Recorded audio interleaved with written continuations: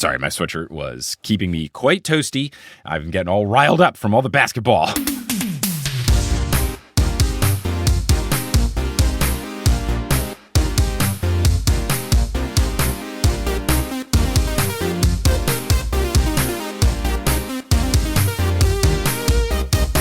Sup, nerds? It's basketball. Welcome to Horse, a basketball podcast about everything except for the wins and losses. My name is Mike Schubert, and I'm joined by my trusted co-host, the LeBron James, checking into a game with his son, Bronny James. It's Adam Amawala. I'm not trying to imply that one of us is the dad and one of us is the kid, but we are a dynamic duo in close friendship, just like I would assume this father-son duo is. Well, I guess I should ask, in light of that, is one of your dreams to someday play on the same rec league softball team as your child? I would love nothing more. I think it would be super duper cool, especially because in a recent softball game that we played, my dad, Joel, was able to attend. He wasn't playing, but he warmed me up. You know, we were having a catch on the side, and that was very fun. So, yeah, if I ever get to be on the same team as the little one, that would be absolutely very, very cool. Now, I will, encourage her to give softball and baseball a try, but I will not force it upon her. So if she wants to do it, cool, and then let's make it happen. All right, I like it. At the very least, maybe some mixed doubles. Ooh, yeah, look. The good thing about me being a jack of all trades in a lot of different things is that I should be able to do whatever she wants to do. And if it's something I don't know what to do, look, I'll learn how to shoot clay pigeons. Sure. I'll learn how to basket weave. I don't know, man. I'm happy to learn a new skill to connect with my child. Absolutely.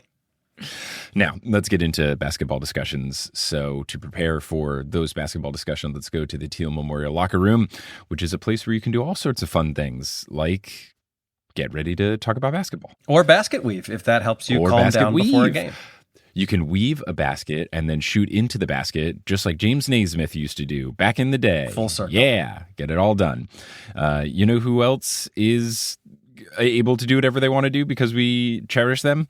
Our patrons. And specifically, our producer-level patrons. Yes. Shout out to our patrons. Shout out to our producer-level patrons. Polly Burge, Salvador Testa, Siobhan Ellsbury, Dunko Chasing Taco Falls, Bang, Bang, Roast Beef Debris, Denver Steam Nuggets, Anna Reed, Steph Curry is still nasty. He is. Hi, Trish, Chase Underulo, Naked Rachel, Sidney Crosby is a vampire, Chelsea's cousin, Ginger Spurs Boy, Balls to the Walls, and Mats Furli. Yes. And real quick, I just want to say we know there have been a couple questions and things to clarify about the change to the Patreon payment structure. For anyone who we haven't gotten back to yet, we will toot sweet, and we will make sure that you know that no matter what, the important message is that you are not going to be paying more per episode. That is not what's happening here. Correct. By the time this episode comes out, we will be under the new structure, which is not at our choice. It is at Patreon's choice, which they were forced into it by Apple. But basically, you're getting charged once a month now. We've made new tiers. I would say switch over to those so that you make sure you don't lose out on any of the rewards and stuff. But we've simplified the process. There are fewer tiers. It is more clear what each thing does. And we've updated some things that we, like we're not doing the jerseys anymore, but, we're still doing bonus audio, and it's more clear. But head on over to patreon.com/horsehoops for all that information, and you can update your stuff and do whatever you want to do. But if you want to keep supporting us, please, thank you. Continue to support us. We would appreciate that. Yes, and we should also mention, because we didn't mention this the last time, our new plan moving forward is for our episodes to be released on Tuesdays. So it's going to be still every other week, but it's going to come out on Tuesdays. And the short explanation for why that is that I can't speak for Shubes, but I am particularly busy on weekends because that is when the bulk of my work is. And we just have found that it's been easier to have some time to get things done on Mondays. As you have probably known, some of the episodes have come out Tuesday anyway. So just a heads up, if you were really looking forward to us on Mondays, we're very sorry. But you can find us now every other Tuesday. Yeah, it's just more reliable. And same thing with me. Like normally, Sundays are busy for me work-wise because I'm working to get an episode of The Noose Olympian out on Mondays. And the combo of like me being busy and Adam being busy on Sundays was like, why don't we just push it to Tuesdays? Then we can wrap stuff up on Monday, and then also when we're in softball season for our comedian league, like that's Monday afternoon. So like so sometimes even it was hard of like, oh, I'll finish this up Monday morning. Like, no, I got to wake up, make breakfast and play softball. So I think this is going to just be a smart change for everyone involved. You know what else is smart for everyone involved? sponsoring us because we fucking rock. Yeah, we do. And not only does sponsoring us work and make sense, but specifically using this sponsor does. It's Tab for a Cause.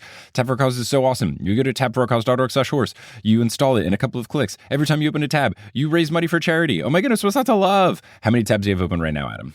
I can't even count. I am in one of those moments, and I know you do things differently, where I'll like let things get out of control and then I will clean them all up. But this is pre-cleaning, and I'm frankly ashamed of the amount of things on my desktop that need to be moved into their rightful homes and tabs, a lot of which are for this episode. But I'm going to say conservatively 25 to 30.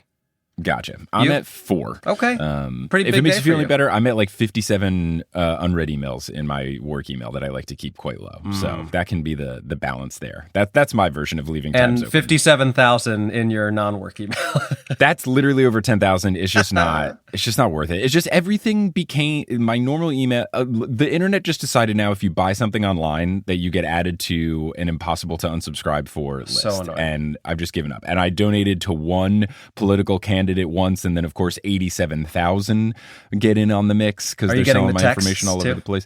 Oh my god, Michael, the democracy's on the line. The world's gonna end. Yeah, and then of course, then every now and then Ted Cruz will be like, "Hi, I want to murder people. Make sure you vote for me." Like, get the fuck out of here, Ted Cruz. It's very fun if you reply to stupid Republican text message ones with like, "Ted Cruz is a terrible person," or "I really hope he loses." They immediately unsubscribe you. I don't know like what kind of algorithm they have in there where they're like, he doesn't like Ted Cruz, even though I'm not saying stop. I'm usually saying like, go fuck yourself. And they're like, unsubscribe. Maybe that's what you need to do to all those emails from like McDonald's. Oh, I should just keep replying. Fuck you. Fuck your E. coli onions. Get the fuck out. Yeah. We're definitely earning the adult label on this podcast. Sorry, children. Look, it's late October. I'm stressed as hell about the election. I can't deal with this. It's funny because I thought you were going to say you're stressed as hell about the Yankees, which is also true. I am also stressed a lot about that, but like I understand that real stakes that doesn't matter. Sure. I'm more stressed about Donald Trump winning the election, and if that happens, not good. Not good. If you're listening to this the day that it comes out, I hope you already have voted early. But if not, please vote today because this is going to come out, I guess, on election day. Yeah, this will come out on election day. So absolutely vote, and absolutely do not vote for Donald Trump. Absolutely do not vote for him. Yeah. And if you're listening to this podcast, you're like, "Oh, I wanted to vote for him, and now I don't want to listen to Horse anymore." Bye. Happy trails. Don't listen to us. Think about your life choices. We never said we were an apolitical podcast. Look, this is it's morality at this point. Yes, and I don't want to deal with you. You should have consequences for your actions. If you want to vote for Trump, you shouldn't be able to listen. You can't enjoy this podcast anymore. Tough shit. Anyway, Let's talk about basketball. Laying down the law. Before we can talk about the basketball, we're going to take a quick break. Unless you're listening on Patreon, where you don't have to listen to these, you're going to hear some inserted ads, some locally inserted ads that help us, not be in the red making the show. And then we'll continue this episode of Horse. All right, we're back. Adam, what do you got going on? I know you're touring the world. I am, most of the states, but a little bit of the world. If you are listening to this the day that it comes out, I've got a bunch of stuff coming up this week. So on Wednesday, November 6th, as we're all probably going to be stressed out awaiting results of the election, I will be very close to our nation's capital, and I will not be storming it because I am a reasonable person. I will be at the Arlington Draft House on Wednesday, November 6th. The show's a little bit late. It's at 9:30 because of some scheduling stuff. But anyway, hope you can come out. Then on the 7th through 9th, I will be out with Dane Cook. So on the 7th, I will be in Grand Rapids. On the 8th, I'll be in Madison, Wisconsin. And on the 9th, I will be in Milwaukee. Then I come back to the East Coast. I have a show in Frederick, Maryland on Sunday, the 10th. The following weekend, I'm not positive about this yet. There's a chance I'll be out with Dane Cook again. That would be the 14th in Charlotte, the 15th in Atlanta, and the 16th in Miami. The following weekend, which is the 22nd and 23rd, I will be in Toronto. Keep an eye out on my schedule for those shows because I don't have them locked in yet, but I will be doing something in Toronto. And then real quick, first weekend in December, I will be in Erie, Pennsylvania, and Pittsburgh. That's the 5th, 6th, and 7th. And then I've got some dates in 2025, but that's enough for now. What about you? So as people may have seen, I had to reschedule the Dallas show. There's a lot of contributing factors, but it just made the most sense to move that back. So now the final shows that I've got for this year, November 7th in Philadelphia, December 3rd in Vienna, Virginia, which is very close to DC, December 15th in Dallas, and December 16th in Austin. So that's what we're closing out the year with. So you can get tickets to that at Schubs, schub.es/tour. And I believe now we can get into full court press. Like the news? Yeah, let's do it. All right, there's lots of news. First off, it's been a minute since we've recorded and we put stuff on Patreon about this, but we haven't talked about it in the episode. The WNBA finals are complete. They are complete and not without a whole lot of messy drama. Ooh, we are ready for it. Yeah. So the Liberty won in 5 games, which I didn't want to have happen because I'm a petty boy and I didn't want to see Breanna Stewart succeed after leaving my beloved Seattle Storm. But they won. It's cool for the city of New York. However, there's lots of cry of improper refereeing, which if you at least watched the end of the game became quite apparent.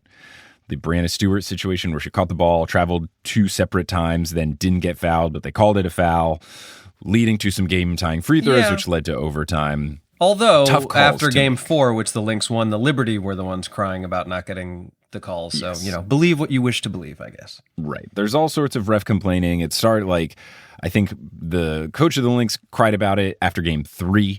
Then the Liberty counter-cried after Game 4. So, it's a normal thing. And I'm saying cry, not because they're women coaches. Men coaches cry about it, too. It's a normal thing that happens in the playoffs where you do that and, it does work. So it is a legitimate strategy. But, yeah, there was some controversial calls at the end there.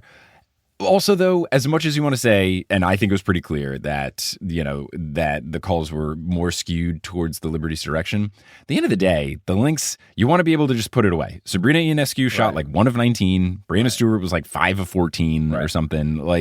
When their 2 players are playing that poorly, you kind of just got to win the game. And then you also have overtime, which they stunk in, the Lynx. They only scored 2 points.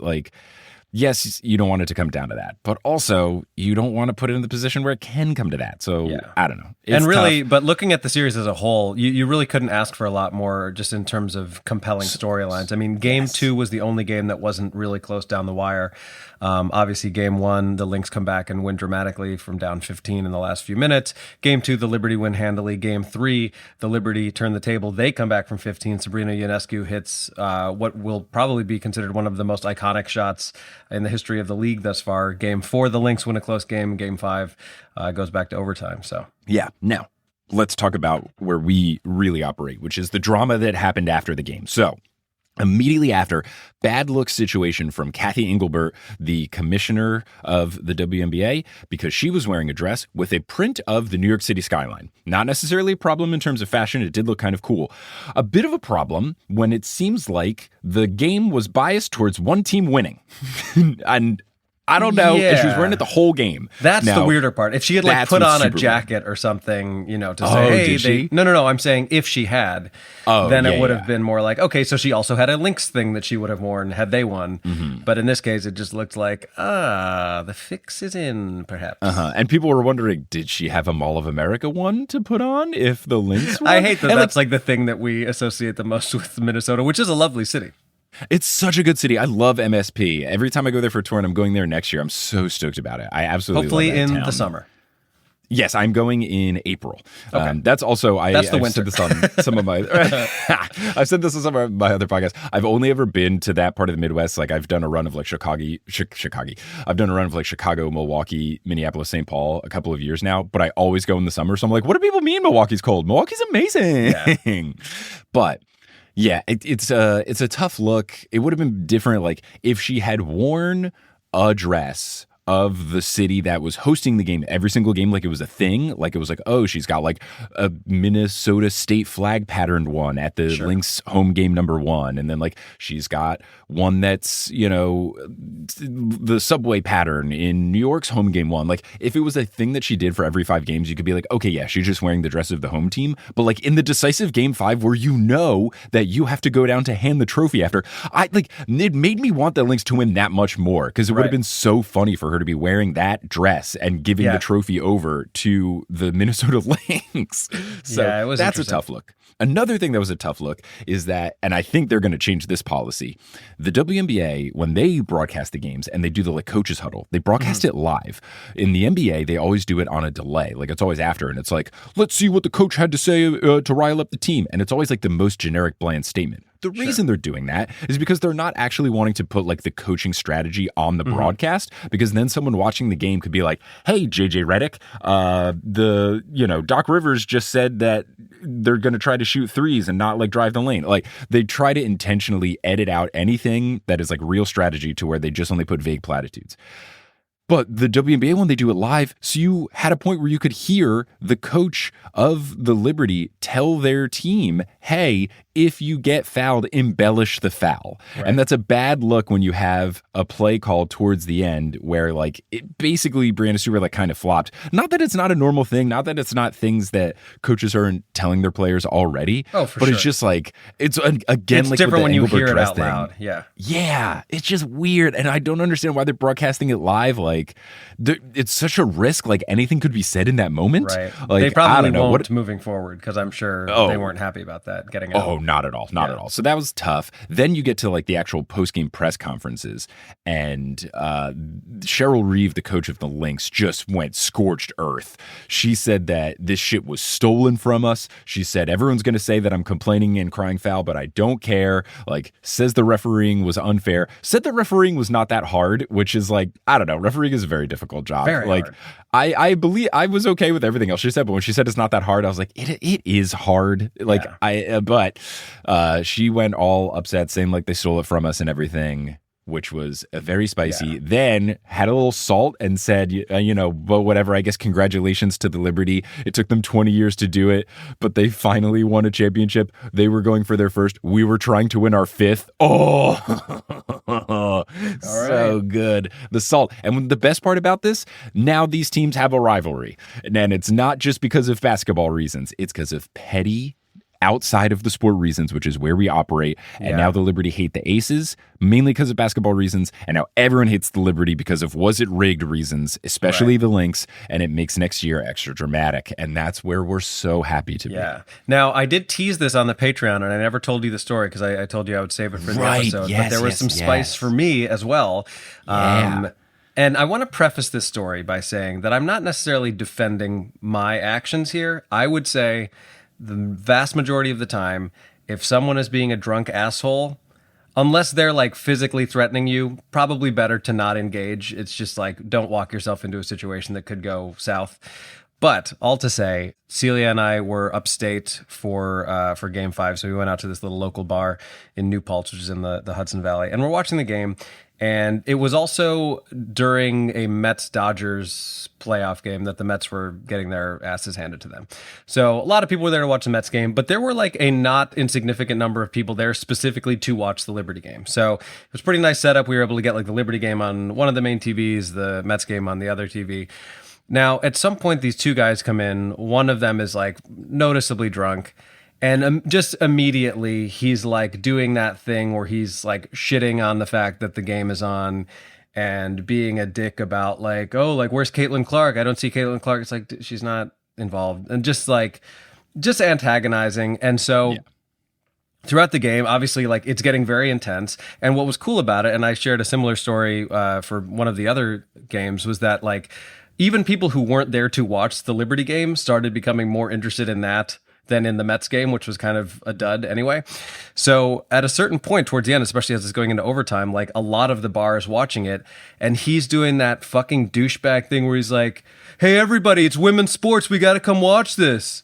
Hey guys, it's women's basketball. This is really important now. Make sure you're watching. And just like antagonizing and being a fucking douchebag. So like the minute that the Liberty win, we're all cheering, and he does that again. And I just like, I couldn't stop my mouth. I was like, dude, shut the fuck up. And not the right thing to say. I shouldn't have said it. But he all of a sudden, like, pretty big guy, like, gets in my face, like, don't ever fucking talk down to me. Like, you want to just like, threatening me basically. And then I felt bad because we had been talking to this lovely, like, older couple. And then that guy felt like he needed to intercede. And I was like, that's on me. I should not have engaged with someone. But it was just like, so I couldn't help it. It was just like bubbling within me. I don't blame you. I would have said something similar. Like, I just don't. It's not because he was also like not even owning it. He was like, "No, I was telling everybody to watch. What the hell?" It's like we know you're being sarcastic. You fucking the worst asshole. possible response. Yeah, that just shows he's a high school bully that never grew out of it. Because like if you're just gonna immediately like back down and try to lie, like you're not even gonna back up your trash of the thing that people are enjoying. Yeah, I just don't get like, especially when it's something that like there is absolutely no harm in enjoying the WNBA. Like there's nothing, I can't think of anything bad about liking women's basketball. So to yuck someone's yum for that is so weird. That's what I don't understand. Like you don't have to watch it. They were There's playing the multiple audio other from the TVs. Mets game. There was a bunch of other things to watch. Right. It's not like there was one TV and they changed the channel. Like, just look at a different television. I just don't understand when people are like upset at someone liking a thing if it's not doing anyone harm, and not even like harm, but like this is not even removing your opportunity of doing what you would prefer to do. So why are you downing on other people for just enjoying something? Who cares? And it just reeks of misogyny that like if this was a hockey game, he wouldn't care. Like he wouldn't be saying this if someone changed the channel from like two Mets TVs to a Mets and a Rangers hockey game, and it's not like hockey reference. Do we have a noise? We're going to. And then like you just know that it's only because, and you made it very clear that it's only because it's a women's sport. Just like I don't like. What's the bet? Like what are you trying to get out of this? Except for that you're a misogynist jerk. Yeah, I don't know. I guess he doesn't get enough attention from women in his own life that he doesn't want other people to focus on women. Right. Yeah. And definitely the problem is them, not him. It's not that I'm bad. Everyone else around me is terrible. I mean, truly, let's just triple down because this is already a very explicit episode. Like he could not have exuded more small dick energy than being that threatened by people caring about women's basketball. Just ridiculous. Well, I'm sorry that you had to deal with that, but I'm glad. Hopefully, I don't get pulled over because I'm going to assume he's a small town cop off duty. Big energy of that. Oh my gosh. Well, I am sorry that happened to you, but I'm just glad I didn't get punched in the face because that wouldn't have been great. Look, that's good. That's good. So the WNBA season now complete. We will have so much more drama going into the next season.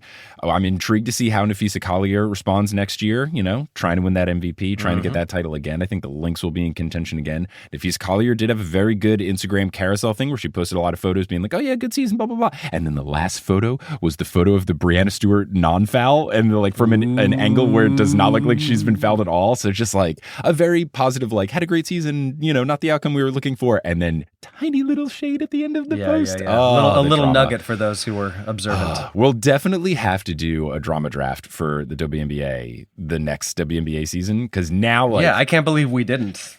There's going to be some stuff, and I think it'll be very fun, especially a new team. It's going to be great. So I'm excited. WNBA season was very fun, and here's looking forward to the next season. Before we go into the rest of the episode, let's real quick do some MenBA stuff. So first off, people may have seen on the internet, Dwayne Wade got a statue, which is cool. The statue looks nothing like Dwayne Wade, which is not cool. Not since the quote unquote renovated Jesus painting of about 5 years ago has something been this bad. I think there was also a Ronaldo statue. There's the pretty Ronaldo horrible. statue that's pretty rough. Yeah. I mean, it looks like old Shaq. It's just, a lot of people say Laurence Fishburne. Yeah, that was my first thought.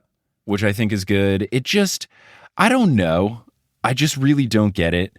And someone pointed this out on the internet, because on Reddit, someone was like, why are all these statues so bad? Because there's a lot of statues recently that have come out that are pretty bad. And someone said, Michelangelo worked on the David for 3 years. And what did they make this Wade statue in like a couple of weeks? Another thing that's very interesting is that I learned that the people who made this Dwayne Wade statue is the same company who also made the Kobe statue that didn't look super great and had a bunch of typos and stuff on it. Yeah. So it feels like one of those things where I don't know if someone at the NBA's son runs a statue making company, but at the very least, it feels like they have like some partner that they work with. Jeffrey Silver's statue making company. We make bronze statues at Silver's, but it just, The Iverson one too. It was just like incredibly that was tiny. also the same company. Oh no! So it's like we got to some get sort a of new exclusive contract, or is something nefarious going on? Whatever it is, there needs to be like more competition. Like Kelly, when she does architecture stuff, like a normal thing is like all these companies will like bid for a project and make these like in these like scale models and all these proposals, and like you have all these different people bidding for it. And I feel like we need to increase the bidding process for the statue making, because just like they're just not good consistently. But this one I think really takes the cake, because at least the Kobe one, you're like, okay, that is Kobe, but it doesn't look great, but I understand that is supposed to be Kobe Bryant. This Wade one, if that guy's not wearing a Wade statue doing the Wade pose, I don't know who the statue is. Like, I genuinely would not know who that was supposed to be. No, and that's what we were saying in our group chat with our buddy Chris, is like, how do you finish it and be like, a job well done, pat myself on the back? Dwayne Wade was like involved in the process. There's pictures of him like behind the scenes, like with the uncompleted statue. And I don't know if he's like too nice of a dude or to say anything, or like, I don't know. I have a hard time, like, whenever I do a video game creation, like try to make myself in like FIFA or NBA 2K, like I have a very hard time making myself. Mm-hmm. So maybe it's just hard to like I also have a weird thing. I feel like my Memoji is pretty good. I struggle with it. It's also a weird thing that I've noticed, like, maybe this is just me, but it took me a while to realize that like my nose is like kind of long and pointy because I'm always looking at my face directly on in a mirror.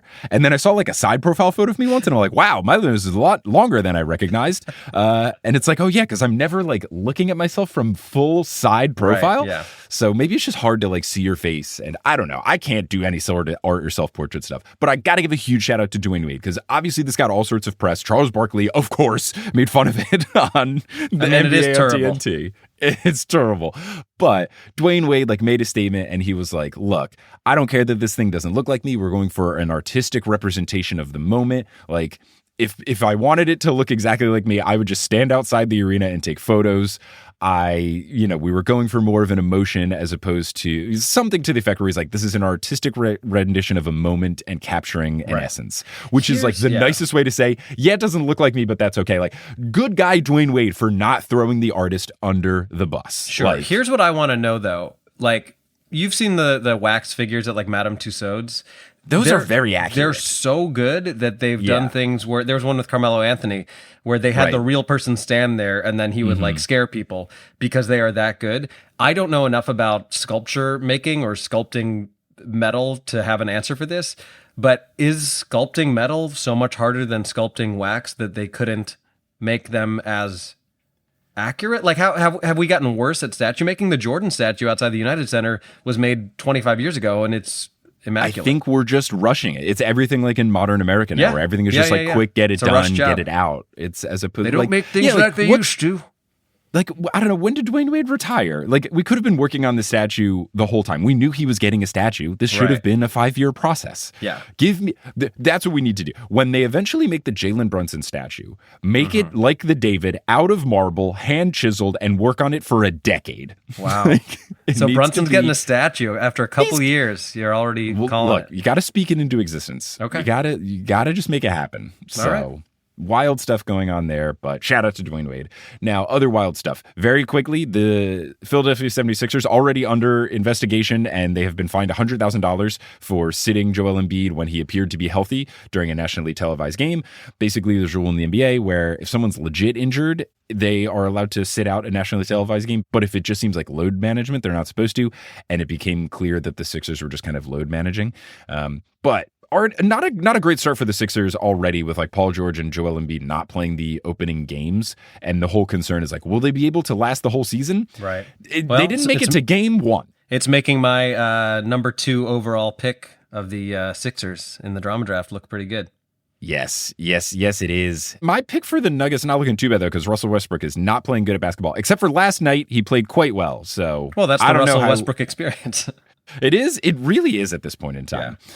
So last thing to get into before we conclude the full court press segment here is that the Los Angeles Clippers are being sued by a former trainer, Randy Shelton. He's suing them for wrongful termination, among other things, after he claims that he was fired after raising concerns about Kawhi Leonard being subjected to unsafe and illegal treatment for injuries. Now, we'll put a link to the Reddit thread about this because it kind of summarizes the article quite well. But basically, this guy is suing them for, first off, like illegally recruiting Kawhi Leonard in terms of like, this guy was Kawhi's personal trainer. I think he was a college trainer when Kawhi was at San Diego State, and he continued to work with Kawhi. I think maybe he worked with him after that first big injury when he was with the Spurs and stuff. But him and Kawhi, this trainer, had a very close relationship, and the Clippers went through him to try and get him over to the Clippers after his Toronto Raptors stint. So there was some stuff about that of circumnavigating NBA rules about tampering and stuff. And then there's just lots of things in the lawsuit about the Clippers wanting Kawhi Leonard to play and not sit out as long as he should for injuries at the recommendation of this guy and doctors. And they were trying to do these other things. We're basically just continually putting Band-Aids over the issue rather than letting him actually get the proper rest and recovery from surgery. And it just sucks because Kawhi has had this situation where he's keeps getting hurt over and over and over again. And it's one of those things of if he really did just take 2 or 3 full years off, would he be okay? As opposed to these things of well, we got to put butts in seats, so he's got to play. Right. So there's this whole big lawsuit. We'll see what comes of it. But I just found it very interesting and honestly sad. It's just sad about what's happened to Kawhi. And if it is because of team malpractice, the Clippers forcing him to get out there, that sucks a whole hell of a lot. Yeah, it's a bummer because I do think that the league is better when he's healthy and active in it. I'm grateful that we got to see that incredible year when the Raptors won the championship. But yeah, it sucks. It sucks. So we'll see what comes of that lawsuit and everything. But which one of us drafted the Clippers? Because that's skyrocketing up the drama ranking. I did. I think and I believe when we. It really, getting the number 1 overall pick swung the whole draft because Lakers were such an obvious pick that, just starting from that. But the JJ Redick vibes are quite good. They're playing well. There's fun videos on social media of him playing defense. It's very early. It's very early, but the initial vibes, even Bronny's not playing horrible. Initial vibes, very good. Yeah, but it is. We're recording. I do this on believe October in the 30th. poll that we put up. I think I got a few more votes, but it wasn't overwhelming. I think it was maybe 60-40 in terms of who had the more dramatic team. Yeah, and I think it's right. I think the Lakers is a huge pick to really kind of swing things, but we'll see how it all turns out. It's funny because a lot of my picks were there's this weird contract situation that might not work out. And then 2 days later was the deadline for the contracts. And all the teams that I picked of there's going to be this lingering thing. They all decided to give the guys extensions. Right. Well, so I was hoping one of those would burble off into the season. And no, not really. But that concludes Full Court Press Get the News. Now we can get into your 3-on-3. Let's do it. 1, 2, 3. 3, 2, 1. 3-on-3. So for today's 3-on-3, particularly because I believe Your That Actually Happened may be more NBA focused. It is. Nice. I wanted to celebrate what can only be described as a truly historic WNBA season that wrapped up last week with the New York Liberty winning their first ever title. So the way I'm going to break it up is I have compiled the 3 most impressive numbers or stats and the 3 coolest moments. So we're going to start with the numbers and stats, and then we're going to end with the moments. At number 3 on our list, we have the presumptive WNBA MVP, A'ja Wilson, breaking the single-season scoring record, becoming the first player in league history to break the 1,000-point mark. Her total of 1,021 points blew away the previous record of 939, set by your beloved Jewel Lloyd last season, and topped the second highest scoring player this season, Arike Ogunbowale, by almost 200 points. Wilson also averaged 26.9 points per game, a new record, set the single-season rebounding record with 451 rebounds in 38 games, and collected 98 blocks, making her the first player in league history to lead the league in points, rebounds, and blocks in the same season. I should mention that there should arguably be kind of an asterisk because Angel Reese for sure would have led the league in rebounds if not for a late-season injury that caused her to miss the last few games, but staying healthy is also a part of the equation. Although the Aces failed to secure the league's first three-peat since the Comets way back when, Wilson had a season for the ages. Houston Comets. Mm-hmm. And there's every reason to believe that she'll continue to be the premier player in the league for years to come, given that she's only 28 years old and in the prime of her career. Yeah, hell of a season from A'ja, and it was a fun one to watch. And we'll just have to see.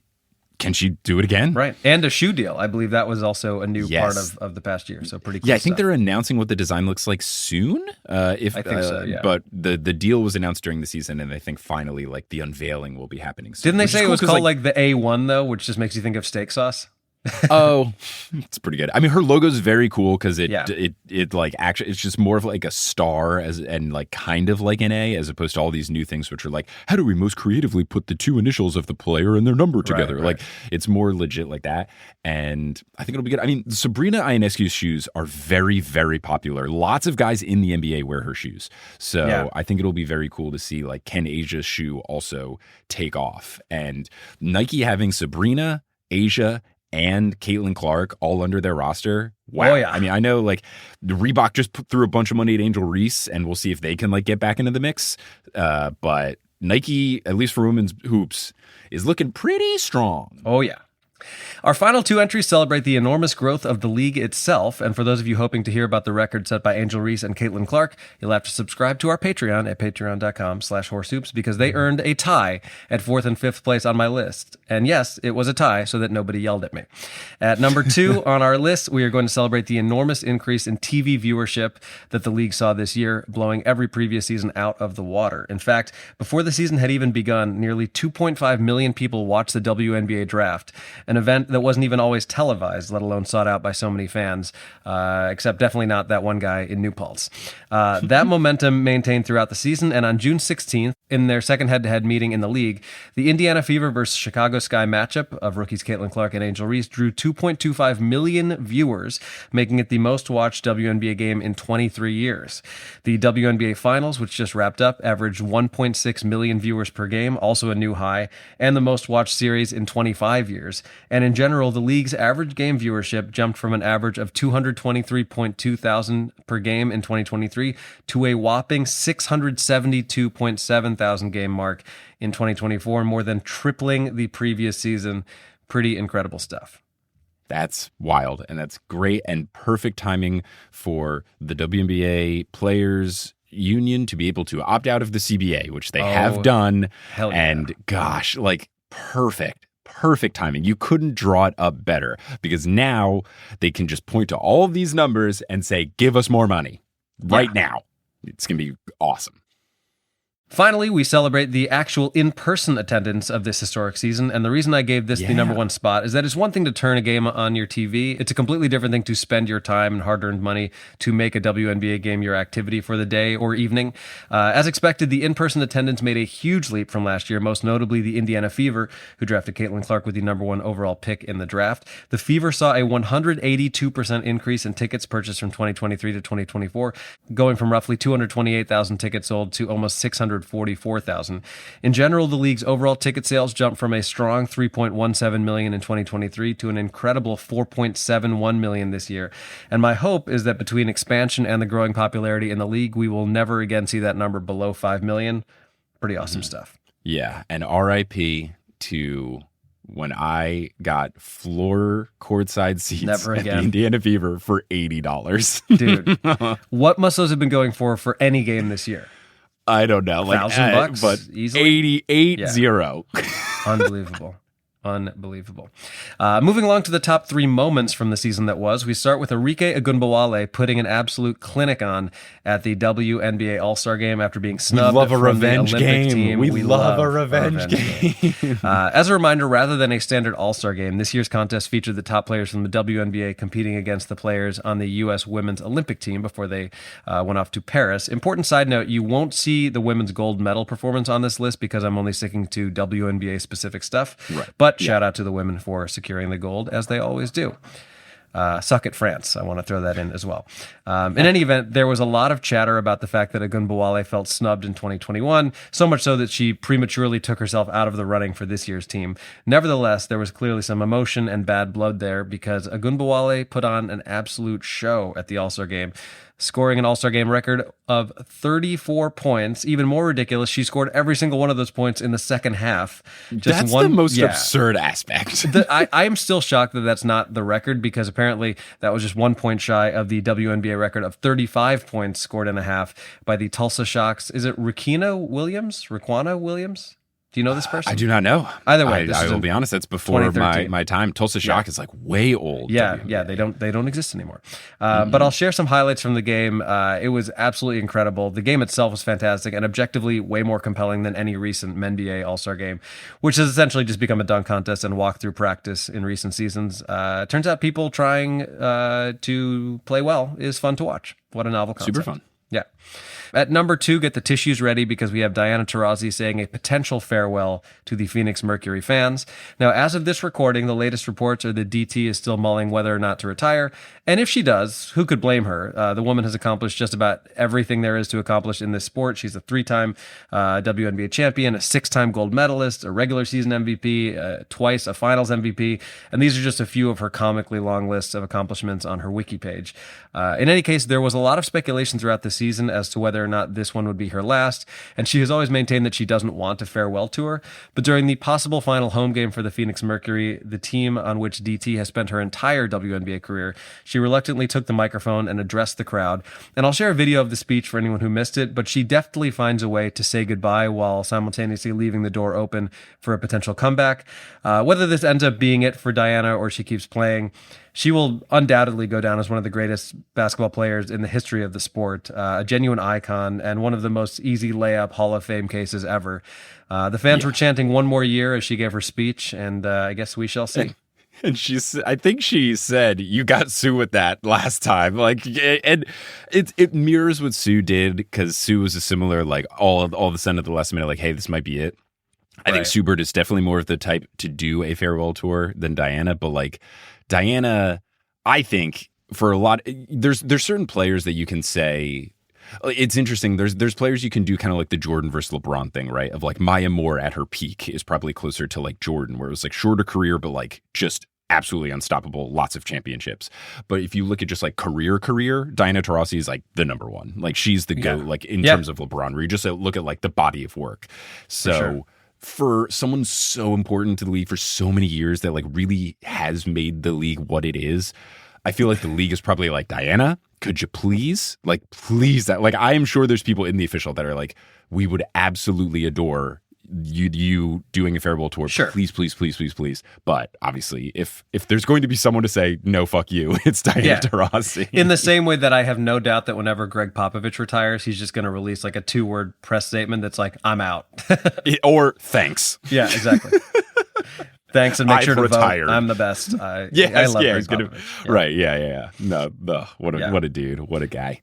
Finally, with our number 1 spot, I'm giving it to the New York Liberty for finally capturing that long-awaited championship. I know you have complicated feelings about the Liberty and about Stewie. We're happy for Ellie the Elephant in this household. Exactly, yes.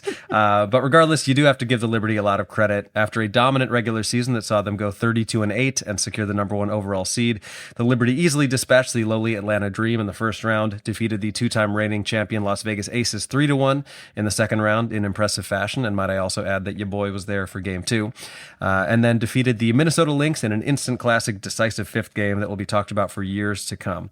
For me, the most impressive part of their finals victory was their ability to overcome an absolutely brutal game 1 loss.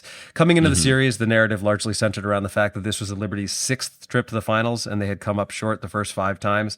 The Lynx were absolutely a great team, but this was going to be the year that the Liberty finally captured that elusive ring. All seemed to be going according to that plan in game 1 in Brooklyn, and then with a commanding 15-point lead and just a few minutes to go, it was all but assumed that the Liberty would be in the driver's seat. And over the next few minutes, as we talked about on this episode, the Liberty got tight. The Lynx stepped up their game and forced overtime in dramatic fashion, and before anybody could even breathe, the Liberty were in an 0-1 hole.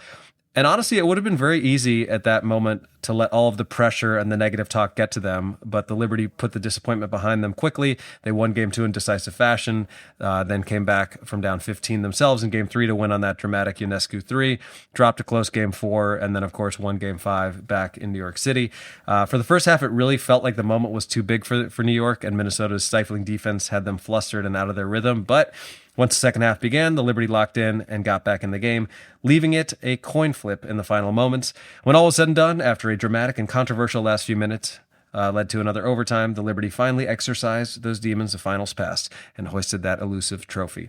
New York got its parade, and I think there's no better way to end this 3-on-3 than to hear from Liberty owner Clara Wu Tsai. Well, Holly, when we bought the team 4 years ago. They were playing in Westchester County Center to a crowd of 2,000. And the first thing we wanted to do was bring the team to Barclays Center so that they could have a bigger stage. And then we just...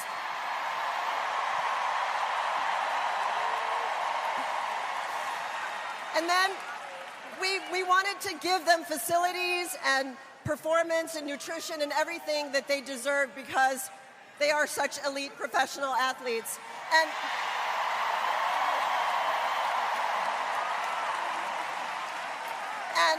look what can happen when you have an intention and you put resources and care and attention to it.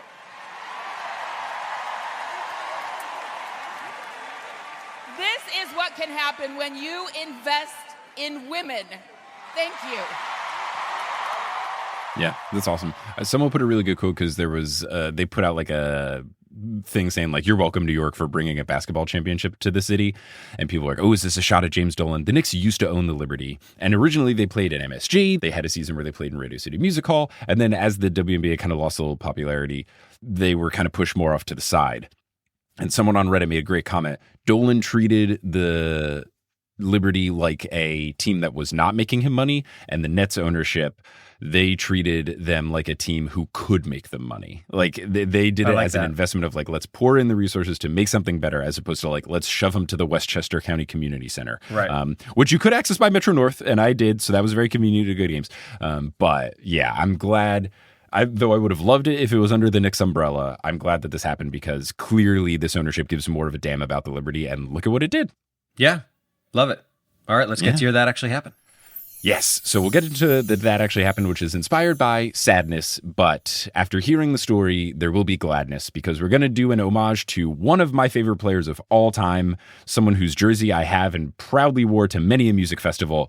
It is Dikembe Mutombo. Dikembe Mutombo recently passed this year due to cancer complications, but we are very excited to honor his career on this episode of Horse, and not just his basketball career, but his overall just life, because this dude was truly one of the definitions of more than just a player. So let's take it all the way back to 1966. Dikembe Mutombo is born in the Democratic Republic of the Congo, called Zaire at the time, and his full name, Dikembe Mutombo Palando Mukamba Jean-Jacques Wamutombo.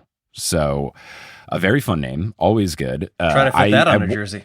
I was going to say, glad you didn't have to put that all on one jersey. It would be a stitching embroidery name where you'd have like a spiral of a name. But there was a point, because he was on the Rockets when I lived in Houston, and that made me very, very happy. He was on the Knicks for 2 years as well. Like, I've loved Deke for a long time. And there was a time where I knew his full name by heart when he was still in the league, and I would like yell it when he was playing. It was great. But he was born. He's got 9 siblings. 9 siblings. So quite a large family. And right off the bat, impressive human being. He knew Spanish, French, Portuguese, and 5 Central African languages. So this is a man who can speak 9 languages, one for each of his siblings. My goodness. Now, originally, he went to school in Africa with plans to study medicine, but at 16, he began to put a focus into basketball because his father and brother suggested he do so, given that he was so tall. I don't know how tall he was at 16. He eventually grew to become a 7'2" tall man, so I'm guessing at a certain point, they're like, Deke, put the scalpel down and pick up a ball. So I mean, it would be wild to not at least try. Like sure. I'm sure there's plenty of 7'2" people who are completely uncoordinated, but you got to try.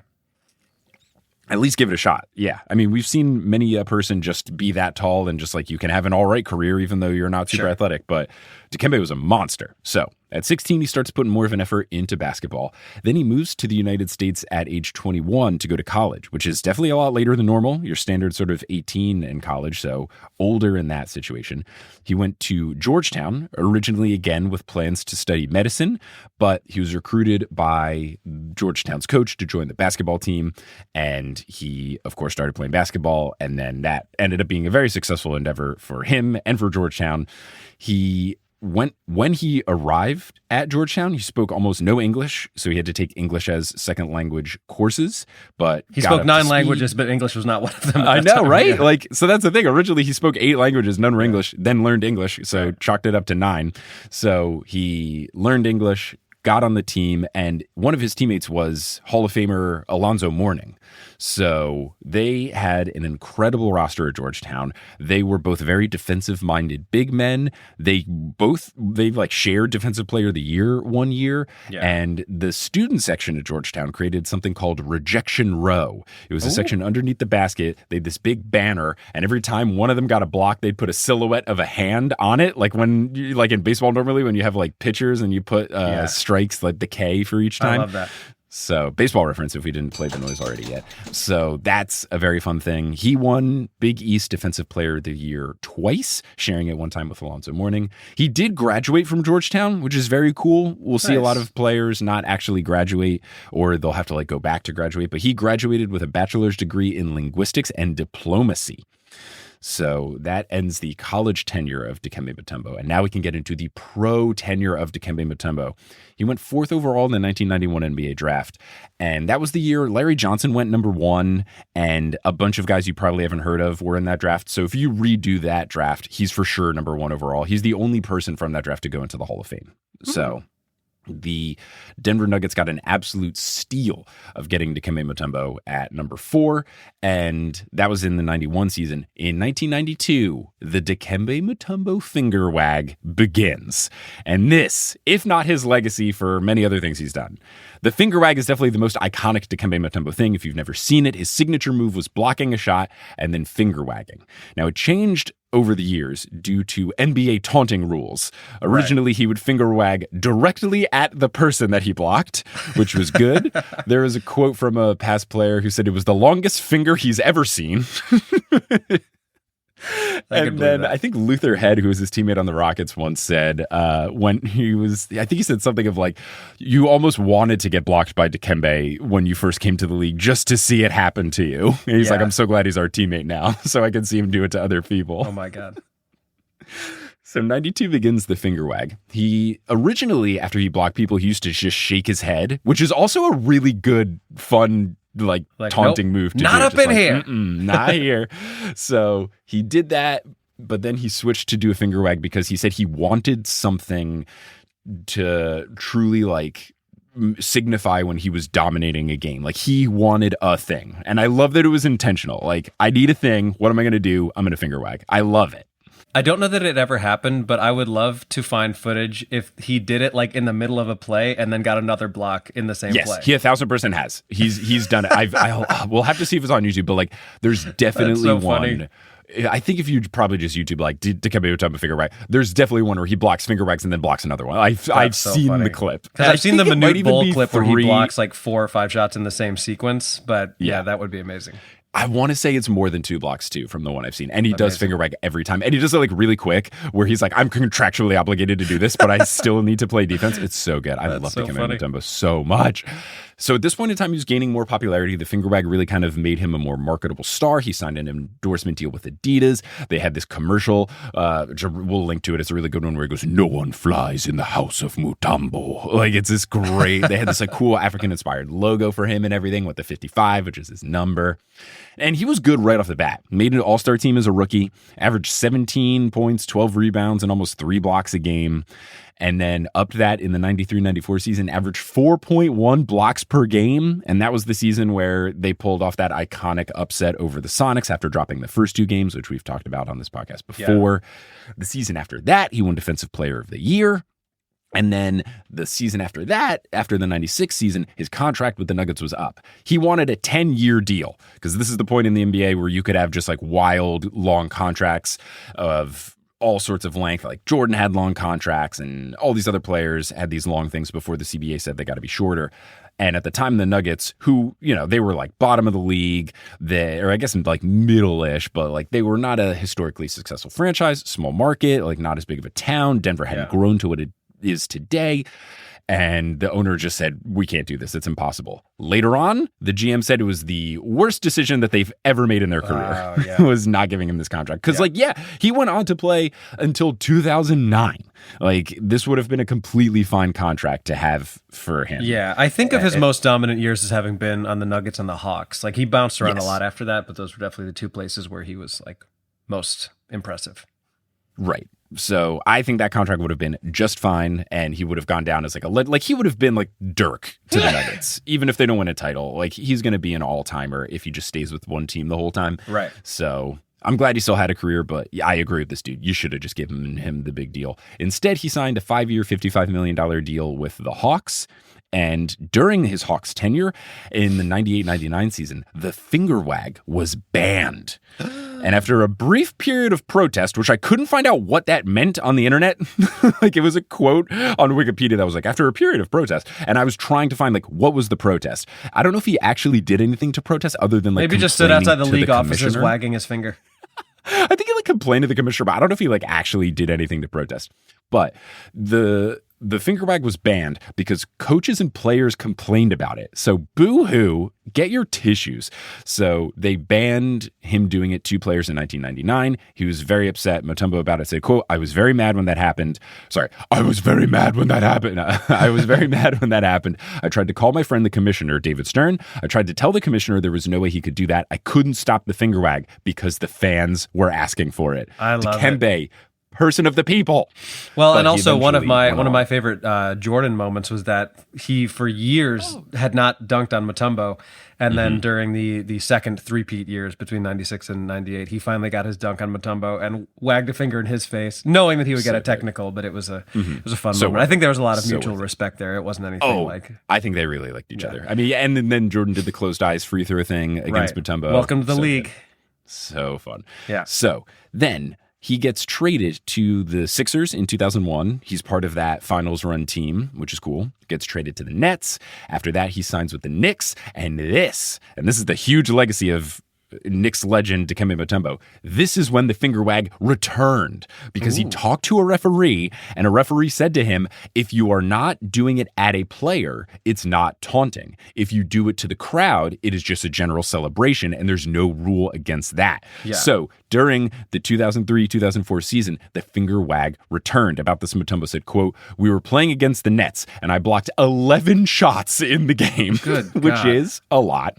The fans kept waving their finger at me in the stands, so I was like, no, I gotta bring it back. I told the league office, look, you can do whatever you're going to do, you can fine me, but a referee told me that if I didn't do it in a guy's face, I would be okay. I never knew I was doing it to a guy's face because that's not what I was about, so I started wagging my finger to the fans. I love that. Also, I'm pretty sure, and maybe you know, he definitely had a few triple-doubles that involved blocks in his career. Oh, yes.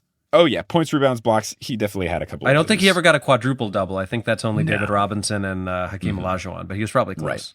Right. Look. Yeah, I mean, he could have had it with steals. He was a defensive. Maybe with finger wags, if we're counting finger wags as a stat. Oh, he might have had a... Points, rebounds, blocks, and finger wags. Yeah, he might have had a single triple, 100 finger wags in one game. Does each wag count? Yeah, it's a whole thing. Now, he eventually then became a member of the Rockets from 2004 to 2009. He was a key part of that epic 22-game win streak that the Rockets put together that I was all about. Like, I was in Houston at the time. I wasn't necessarily a Rockets fan, but it was still fun to kind of follow what they were doing. And I remember that was a Yao team, and they had this win streak going, and then Yao got hurt, and everyone was worried. And I remember telling people, like, Dikembe's the starter. You're going to be had You've got Dikembe now. That's and they were like, weirdly contingency better. Plan. Yeah, like he was really good for them, truly contributed, even up to his last year. He had thought about retiring in 2009, and then like a couple months into the season, I think it was like December or so, he decided, you know what, I'm going to play one more year, and he signed with the Rockets. He was the oldest player in the league, but he was still a legit player, legitimately contributed to the playoffs, and I remember watching this game, he landed awkwardly coming down for a rebound, and just like blew out his ankle, required surgery, and it was just this whole like, all right, you're so old, and you're not, like, this is just it, and he must have played, 18 seasons? 18, 19 seasons? Yes, yeah. He was drafted in 91 and then played until 2009. Yeah. Just a monster of a career. And he like really was a major player in that playoff team until he was out. So like truly contributed until he couldn't play anymore. So that's the career. As far as humanitarian efforts, there's so much stuff that he did in a lot of different areas. So he first created the Dikembe Mutombo Foundation. In 1997, the Mutombo Foundation began plans to open a $29 million 300-bed hospital on the outskirts of his hometown. And then construction started in 2004, and there were some other difficulties and such, but they were able to get that up. And he just did so many other things beyond this. He was part of a Basketball Without Borders program with the NBA, paying for uniforms and for other sorts of resources for teams across the globe. He paid for the uniforms for the 1996 women's basketball team from Zaire, now the Democratic Republic of the Congo. He was an ambassador for the Special Olympics, longtime supporter of them financially as well. He played in the Unity Cup in South Africa before the 2010 World Cup final. He did other sorts of humanitarian stuff, but also like medical. He got these humanitarian awards from Johns Hopkins. He got an honorary doctorate from Georgetown. He then in 2020 with the Mutombo Foundation helped construct a modern pre-K through 6th grade school in the Democratic Republic of the Congo, which he named after his father, the Samuel Mutombo Institute of Science and Entrepreneurship. Yeah. Just so many incredible things that he did. And he eventually did things like for government work as well. Just so many awesome things that he did. And it's just, man, even in 2021, up until, late in his life, he created a coffee company that was focused on the Congo to foster women's growth and participation in international commerce. This dude did it all. Just and you know what? It's a great lesson in none of us know how much time we get here, and talk about somebody who made the most of their time on this planet. The legacy that he leaves both as a basketball player and just as a human being. He did so much more in his, 55, 56 years of being alive than 99.9% of people do, even if they live till they're 100. So credit to him. Yeah. Now, what we will have to end the story on is there's been one key element of Dikembe Mutombo's life and career that I've not talked on, which is truly his legacy, which is the greatest pickup line of all time. There were reports originally in the summer of 2001, a listener called Jim Rome's show, Jim Rome, terrible person, but called Jim Rome's radio show, which was called The Jungle or The Jim Rome Show at the time. That caller reported that he was in Georgetown one night in the early 1990s, and Dikembe Mutombo was a huge star and walked in to the club. This bar was regularly frequented by Georgetown students. Mutombo came in the door, the bar went silent, everyone turned to look at him, and Mutombo screamed aloud in his deep, Cookie Monster sounding voice, "Who wants to sex Mutombo?" Oh my God. We love consent. He's asking who wants to do it. So that's important. And this was this long thing that became this incredible meme, and Dikembe denied it for years and years and years. And then Alonzo Mourning was on the Dan Le Batard show, and him and Bomani Jones basically pressured him look, we've heard the story. A lot of people say it's real. Dikembe says it's false. And Alonzo Mourning just cannot keep a straight face at all. And they're like, we knew it was real. We knew it was real. That's amazing. And it confirmed that he did it. So yes. And you know what? I bet there were some takers. Come on. Who amongst us would not want to sex Mutombo? It's true. It's true. So that is the life. That is a bipartisan and bisexual statement. And we are in favor of it on this podcast. That is the life and career of Dikembe Mutombo, an incredible person, an incredible player. I always loved watching him on the court. He's just such a legend, and I'm just one of those things where no one's ever going to say anything bad about this dude, and they shouldn't. What a guy, what a man, and may his legacy live on forever. Shout out to Dikembe Mutombo. Love that. Thanks for listening to this episode of Horror Sources, hosted by Adam Amawala and Mike Schubert. Our editors, Kensei Saramaki. The music is by Bettina Kapamanas. The art's by Allison Wakeman. The website's by Kelly Schubert. And the social media is by both of the Horse Boys. Thank you to our producer-level patrons, Polly Bird, Salvatore Testa, Siobhan Ellsbury, Don't Go Chasing Taco Falls, Bang, Bang, Roast Beef Debris, Denver Steam Nuggets, Anna Reed, Steph Curry is still nasty. Ooh, bang. Hi Trish, Chase Underulo, Naked Rachel, Sidney Crosby the Vampire, Chelsea's Cousin, Ginger Spurs Boy Balls to the Walls, and Mats Hurley. You can follow us on Instagram and Facebook at Horse Hoops, and on Twitter at Horse_Hoops, because Horse Hoops did not want to sex Mutombo. And you know what? That's their prerogative. That's They're allowed to. Yeah, just a foolish decision. Yeah, I totally agree. And if you want to support the Horse Boys, you can go to our website, patreon.com/horsehoops, and you can join the new tiers and such. You can also go to horsehoops.com/merch, and you can get some merch there, digital and physical merchandise. And we'll conclude this episode by saying something on the count of 3. I feel like we got to just give a Deke no on the count of 3, because he would also go as from the famous Geico commercial. Go, yeah, no. Like I think we just. I believe we may have already done that on a previous episode, but I'm happy to do it again. I think we got to do it again. Yeah. All right. So we'll give no on the count of 3. 1, 2, 3. No. Let the record show we both finger whacked the entire time. We absolutely did. And we'll do it again.